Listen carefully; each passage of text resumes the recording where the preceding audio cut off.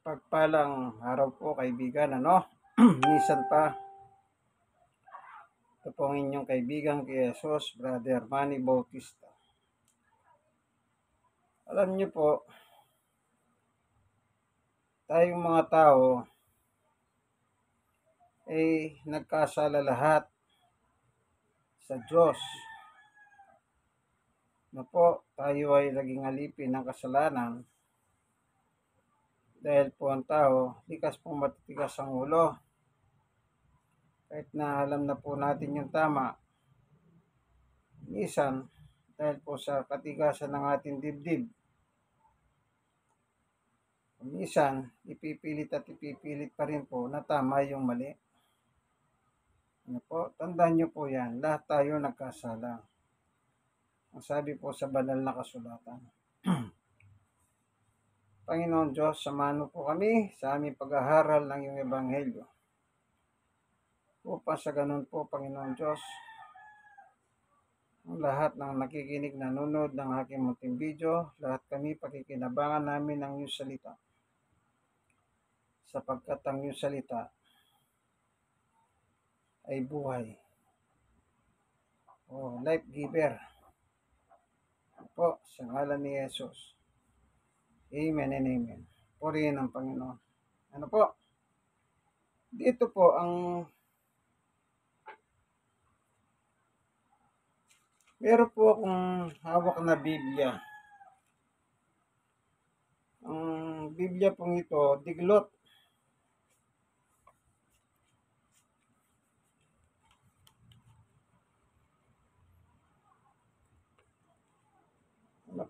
King James Version.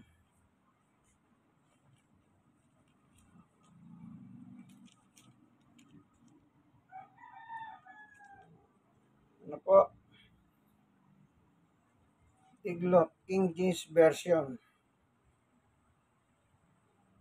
Tagalog English, Diglot Bible. Yan?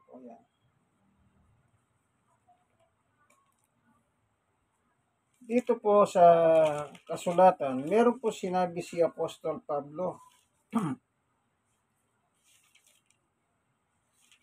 Dito po sa Roma 5:12.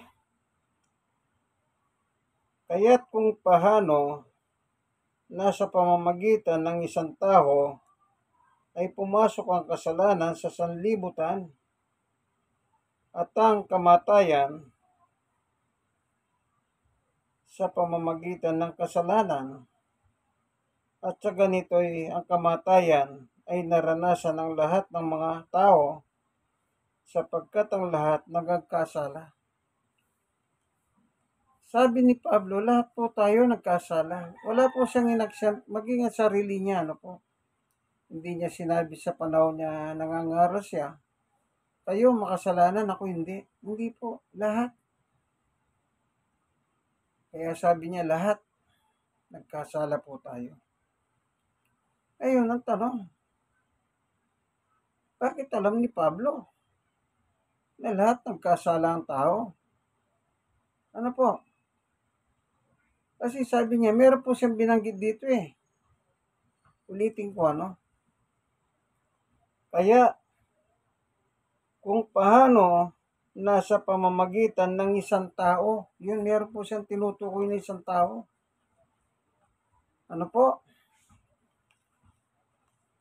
Yung taong tinutukoy niyang yan, ang sabi niya, ay pumasok ang kasalanan sa sanlibutan.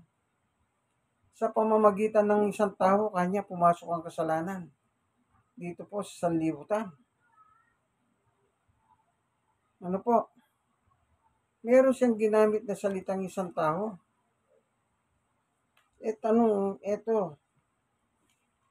Sino yung isang tao na yan na tinutukoy ni Apostol Pablo?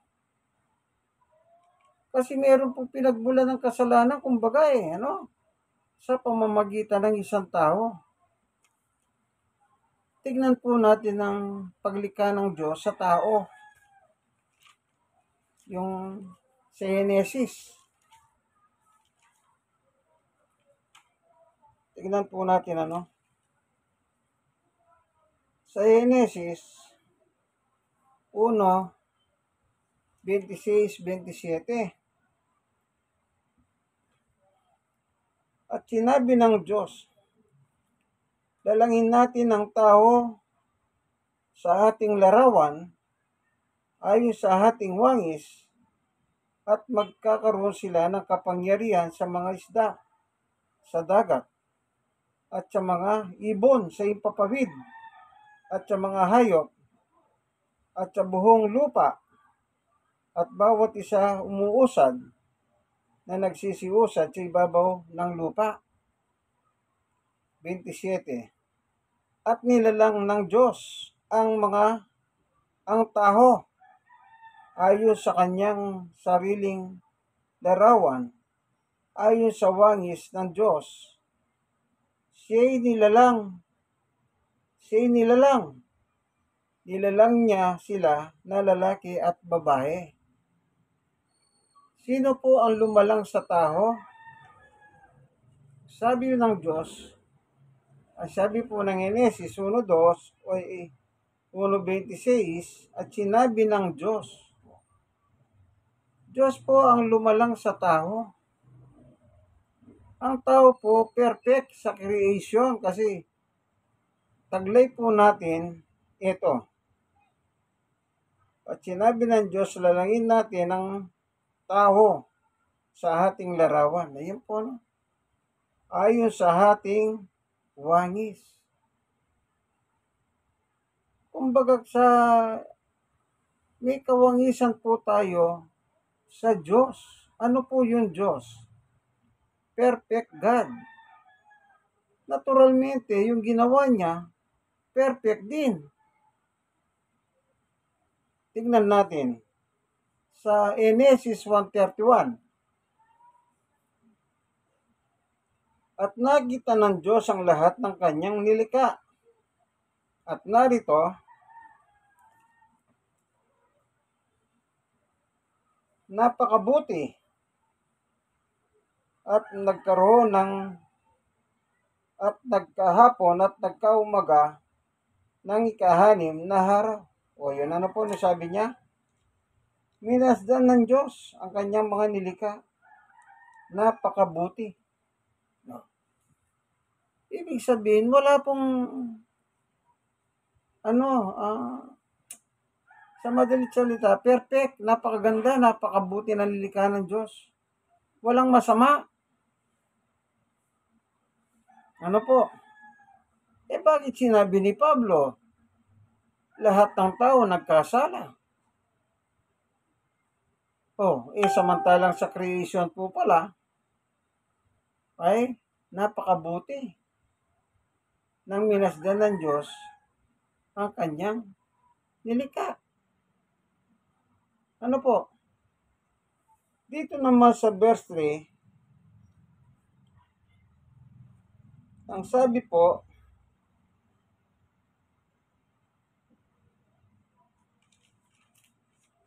ng Genesis, ito po, hinahanap lang po natin,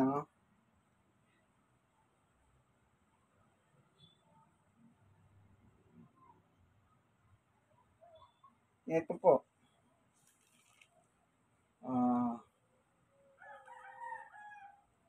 Ang ahas nga ay lalong tuso kaysa alinmang sa mga hayop sa parang na nilikha ng Panginoon Diyos. At sinabi niya sa babae, tunay bang sinabi ng Diyos, huwag kayong kakain sa alinmang punong kahoy sa alamanan? 2. At sinabi ng babae sa ahas, sa bunga ng mga punong kahoy na alamanan ay makakakain kami. Datapwat sa bunga ng punong kahoy na nasa gitna ng halamanan ay sinabi ng Diyos, huwag kayong kakain niyahon, ni huwag ninyong iipuin, baka kayo'y mamatay. Ano po, sa verse 3 po ito Enesis 3:3. Yun po ang sabi ng Diyos na sinasabi naman ni Eva kay Aas. Datapwat sa bunga ng punong kahoy na nasa gitna ng halamanan ay sinabi ng Diyos, huwag kayong kakain niyahon, ni huwag ninyong iipuhin, baka kayo'y mamatay. So, ibig sabihin po, alam niyo po sa paglikha kasi, nang matapos ng Diyos ang creation, 1, 2, 3, 4, 5, lahat ng kailangan ng tao nandun na. Ika-6 na araw, nilikha po ang tao. Nilagay po sa Garden of Eden. Na yung bilin ng Diyos, lahat ng pwedeng bunga ng punong kahoy, pwede ninyong kainin. Maliban doon sa isang puno na ipinagbabawal ng Diyos kasi nga, baka kayo mamatay. Ano po, yun ang sinasabi ni Eva sa Aas. Kasi sabi ng Aas sa verse 1, ang Aas nga ay lalong tuso kaysa alinman mga hayop sa parang na nilikha ng Panginoon Diyos. At sinabi niya sa babae, ang salita ng Aas, tunay bang sinabi ng Diyos, huwag kayong kakain sa alinmang punong kahoy sa halamanan? Question mark po yun eh. Nagtatanong po ang Aas kay Eva. Yun po yung paliwanag niya. Lahat pwedeng kainin pero maliban sa isang puno. Kasi nga, sabi ng Diyos, baka kayong mamatay. Huwag kayong kakain, niipuhin, sabi niya. Sa verse 4, at sinabi ng Aas sa babae, tunay na hindi kayo mamamatay. Binaligtad niya po yung salita ng Diyos na baka kayo mamatay. Ang sinabi ng tusong Aas sa 4, hindi kayo mamamatay. Nilabag na po ni Satanas ng Aas. Sige na nga, si Satanas na nga. Siya rin naman yan eh. Kasi nakalagay po kasi Ahas eh. Nadulas ang dila ko, nasabi ko ng Satanas eh. Kaya sinasabi ko, Satanas na eh. Sige, tignan muna natin kung si Satanas yun, ano? Sa Apokalipsis 12:9. At inihagis ang malaking dragon, ang matandang ahas. Ayan. Sa Revelation po, matandang ahas na siya. Sa creation, ahas lang ang nakalagay, hindi po matanda. Ahas lang. Sinabi ng ahas kay Eva. Ahas. Pero dito po, matanda na siya. At inihagis ang malaking dragon, ang matandang ahas, na tinatawag na Diablo at Satanas. So maliwanag po si Satanas, ano? Ang dumadaya sa buhos ang libutan. Ang unang biktima niya po si Eva. Unang nadaya sa kasaysayan ay wala pong iba kundi si Eva. Alam niyo po, yung mga babae kasi malalambot eh, madaling matukso. Ano po? Totoo po yun. Si Eva, ang natukso. Ano po? Ang unang biktima ni Satanas na kanyang nadaya nang nag-uusap po sila sa Garden of Eden. Nakita niyo po yung ugali ni Satanas? Mandaraya. Manlilin lang. Anong sabi? Dumadaya sa buong salibutan, siya iniyagis sa lupa at ang kanyang mga anghel ay iniyagis kasama niya. Ano po? Yan. Si Satanas po pala yung ahas ng verse 3 ay chapter 3 ng Genesis. Okay? Bigla na po nating napuntahan yun, ano? Mamaya ko pa sana sasabihin yan. Pero, yun nga po, nadulas ka ang dila ko ako. Nabanggit ko yung Satanas. Ano po? Okay? Pero dito po sa Genesis chapter 3 verse 1, aas pa ang nakalagay. Pero sa Revelation 12:9, matandang aas. Ito, tumanda na po pala, no? At sabi niya, malaking dragon. Ay, dragon na pala. Hindi lang basta malaking ahas. Dragon. Kita niyo yung mga pelikula may dragon? Oh, yung umusok po sa bibig na ganyan, ano? Nung bata po ako, yung mga pelikula noon, na may mga dragon-dragon na lumalabas yung apoy sa kanilang bunganga, ano? Ingat po kayo sa mga dragon, ano? Baka may dragon dyan. Okay. Kaya nung magtanong si dragon, o ni Siyas, tunay nga ba? Sabi niya pa eh. Kita niyo po? Talagang loko-loko, ano? Asa na ba? Ayan. Ano sabi ni Satanas ay nangahas? At sinabi na nga sa babae sa verse 4, tunay na hindi kayo mamamatay. O, doon pala makita natin na sinungaling na po siya. Ang unang nadaya niya, kasi sabi sa Apocalypse, dumadaya sa buong sanlibutan. Ang nadaya niya po, ang unang biktima niya ay walang iba kundi si Eva. O, sinungaling siya. Sinabi na nga ni Eva, sinabi ng Diyos. Sabi naman ni Satanas, hindi totoo yan. O, kita niyo po? Kundi talaga loko-loko, ano? Kaya sabi ni Jesus sa dragon na yan, sa haas na yan. O, tingnan po natin sa 8:44. Ito po. Kayo'y sa inyong ama ang diablo, at ang mga nais ng inyong ama, ang ibig ninyong gawin. Siya'y isang mamamatay tao buhat pa ng una at hindi nananatili sa katotohanan, sapagkat walang katotohanan sa kanya, pagkat nagsasalita siya ng kasinungalingan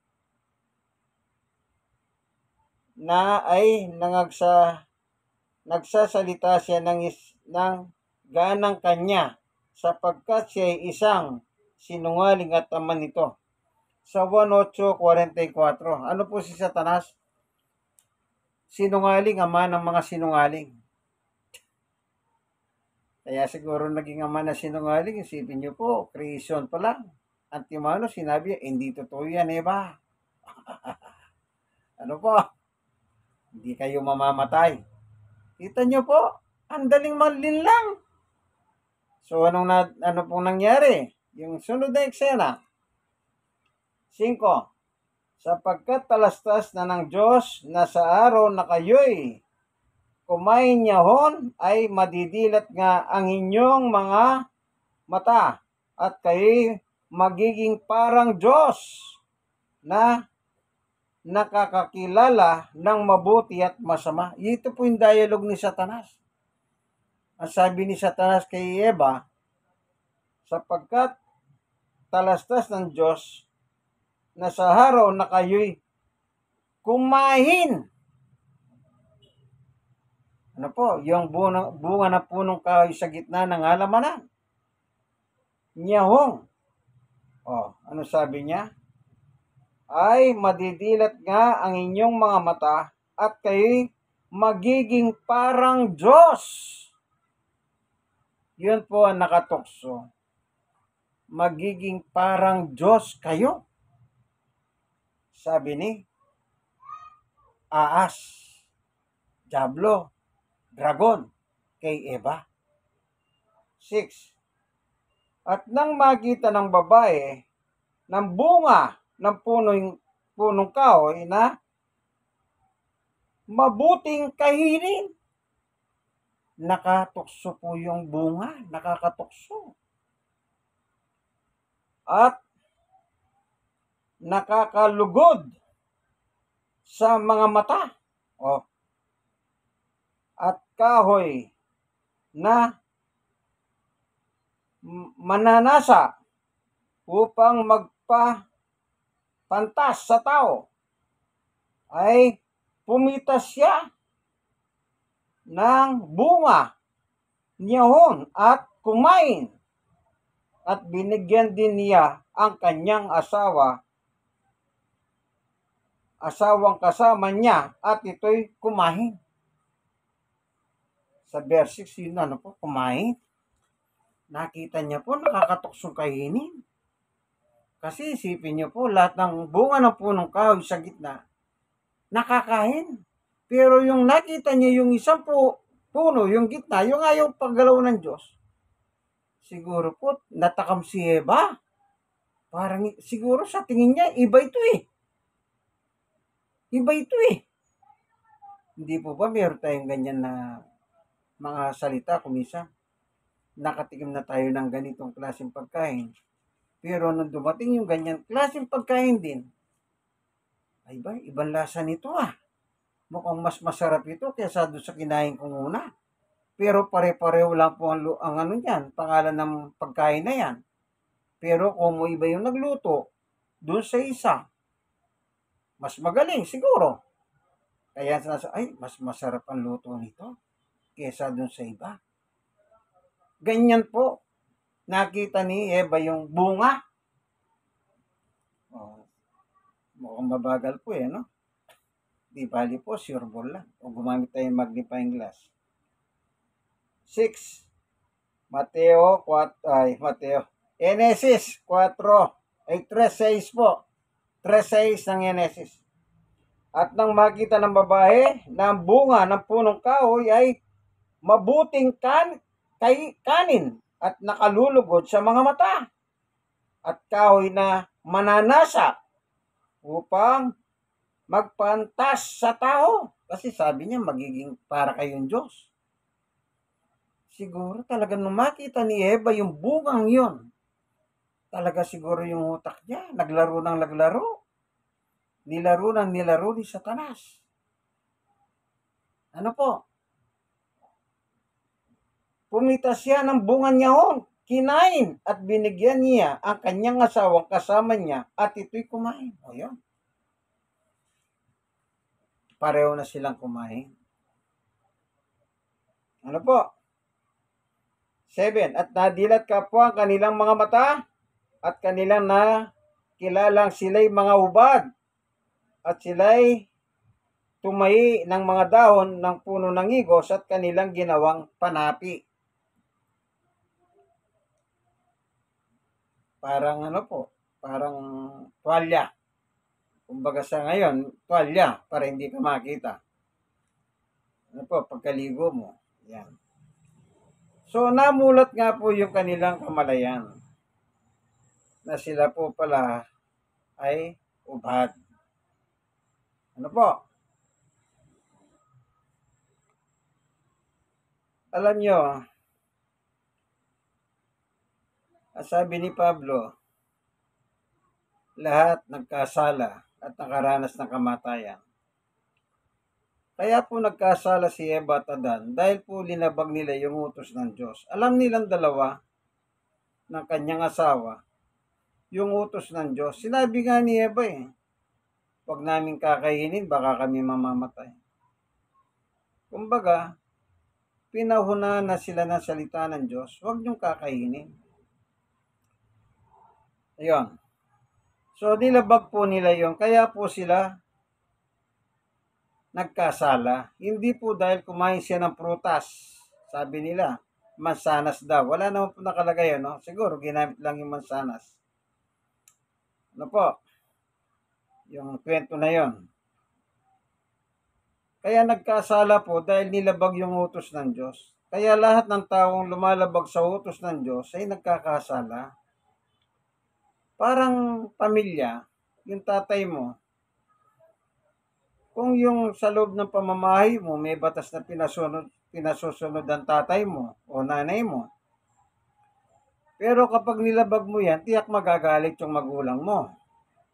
Hindi po ba totoo yan? parang trabaho. Ang workplace mo, mayroong batas. Pero pag lumabag ka, may penalty. Sa eskwela, ganun din. Sa lahat ng bagay, kahit sa mga gobyerno. Sabi nila, bawal tumawid. Tumawid ka, di ulihin ka ng otoridad. Kukulong ka. Bawal nga tumawid, tumawid ka pa. Ibig sabihin, may konsekwensya ka kasalanan. Always. Kung walang kasalanan, wala ka naman pagbabayaran. Na po? So, yung kay Eva, nagkasala sila dahil kinain po nila nilabag yung salita ng Diyos na binigay sa kanila. Kasi nga po, natukso sila na naisahan ni Satanas. Nadaya sa madalit salita. So, anong nangyari? Yun nga po. Eto.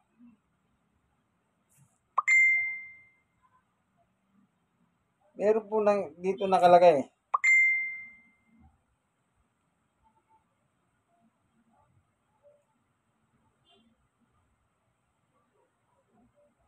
Sa verse 12.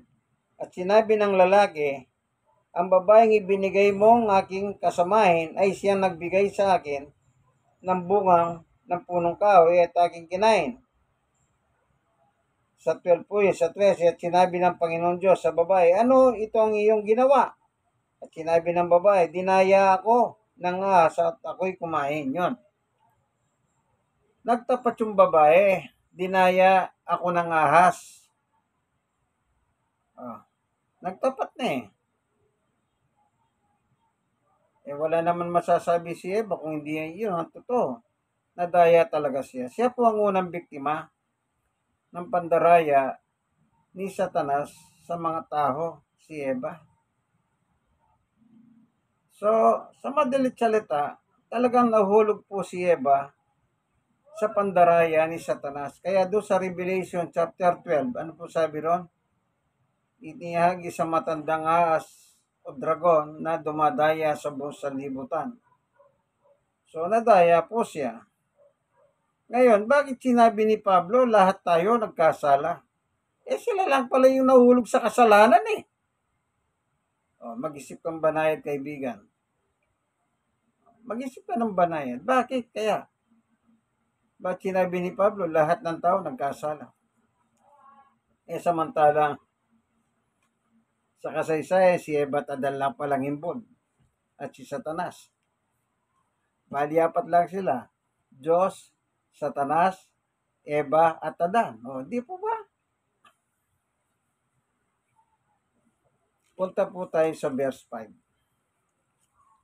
So, umamin po si babae na siya po ay nadali ng matamis na pananalita ng ahas. Po?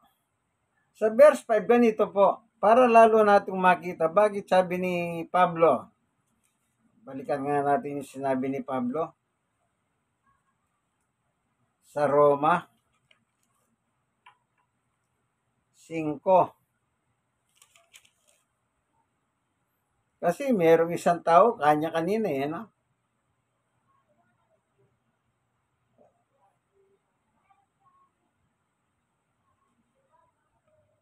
Kaya't kung paano sa pamamagitan ng isang tao ay pumasok ang kasalanan sa sanlibutan at ang kamatayan sa pamamagitan ng kasalanan.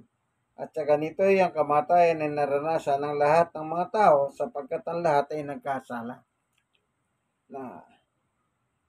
Nangagkasala. Nakita nyo na po? Punta tayo sa verse 5. Ito ang aklat ng lahi ni Adam ng araw na lalangin ng Diyos ang tao sa wangis ng Diyos siya nilalang. Ngayon. Kaya po, yung kawangisan po, perfection po yun. Kasi, God is perfect God.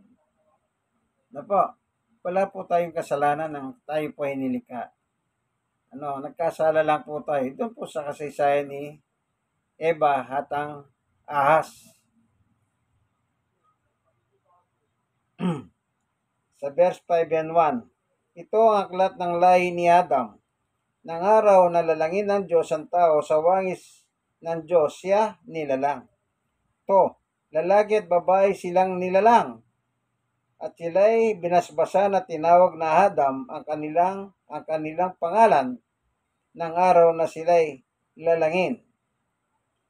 3. At nabuhay si Adam ng 130 taon at nagkahanak ng isang lalaki na kanyang wangis, na hawig sa kanyang larawan, at tinawag ang kanyang pangalan na Seth. Nung magkaroon po ng anak si Adam, Eva, anong nakalagay po? Hindi na wangis ng Diyos. Ulitin ko, sa verse 3. At nagkahanak ng isang lalaki sa kanyang wangis na hawig sa kanyang larawan, at tinawag ang kanyang pangalan na Seth. Yung wangis doon sa Genesis, ay Genesis din pa rin binabasa ko. Doon sa una, nabasa natin. Sabi ng Diyos, lalangin natin ayon sa wangis natin ng tao. Kaya yun po sinasabi, kalarawan ng Diyos. Pero sa chapter 5 verse 3 ng Genesis, kalarawan at kawangis ni Adan ang kanyang anak. Kanya pong anak. Hindi na sa wangis ng Diyos yung kanyang anak na si Seth. Ano po? Ayun po, maliwanag. Yung anak po ni Adan kay Eva, ito po, nung magkaanak po siya ng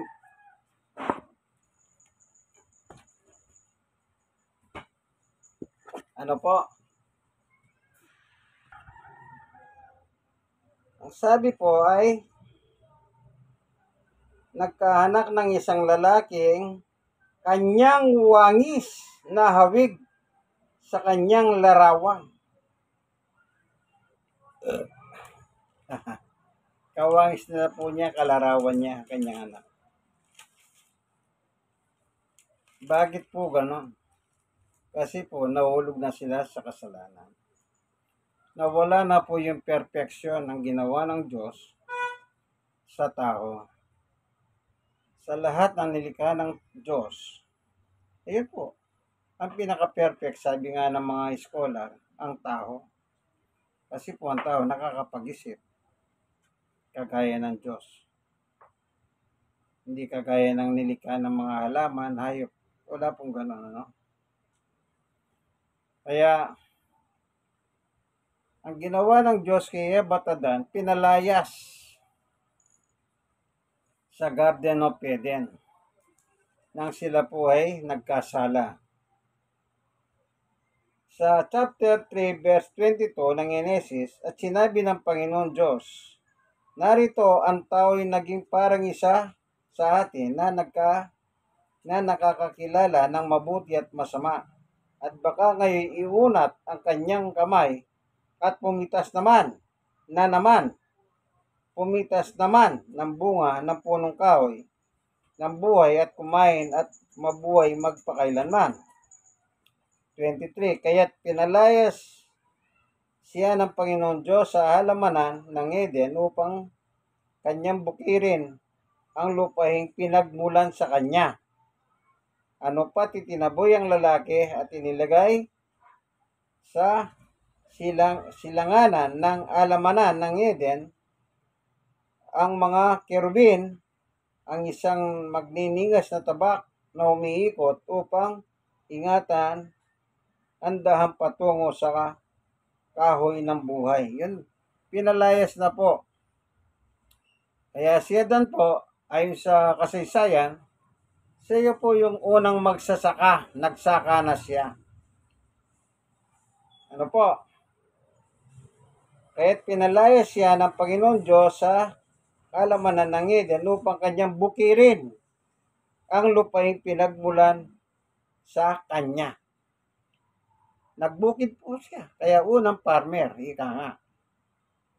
At yung Garden of Eden, nilagyan ng anghel at merong espadang umiikot. Ano po? So, sa madalit salita, pinarusahan sila ng Diyos, pinalayas. Kasi nga po, nahuhulog sa kasalanan. Kaya nung magkaroon po ng anak, kawangis na nila. Yung si Seth. Ano po? Kawangis na si Seth nila.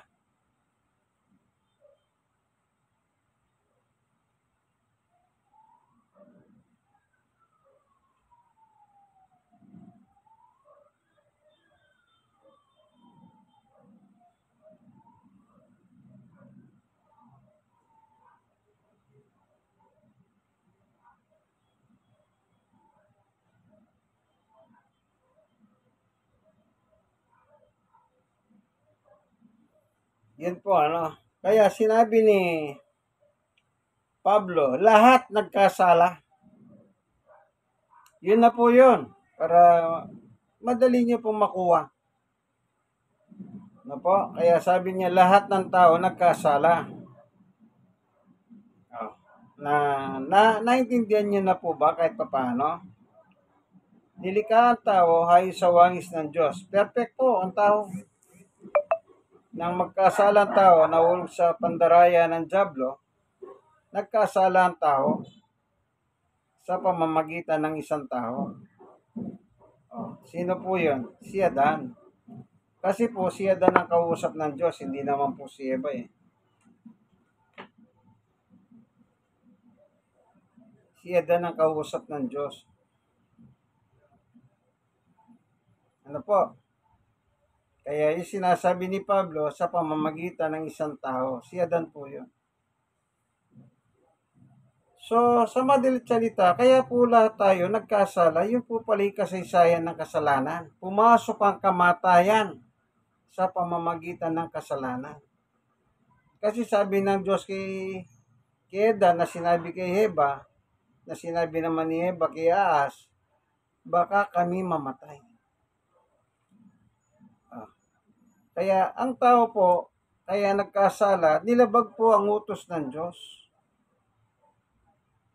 Ano po, nakita nyo na po? Yung kasaysayan ng kamatayan ng tao. Dahil po sa kasalanan. Dahil po nilabag yung utos ng Diyos.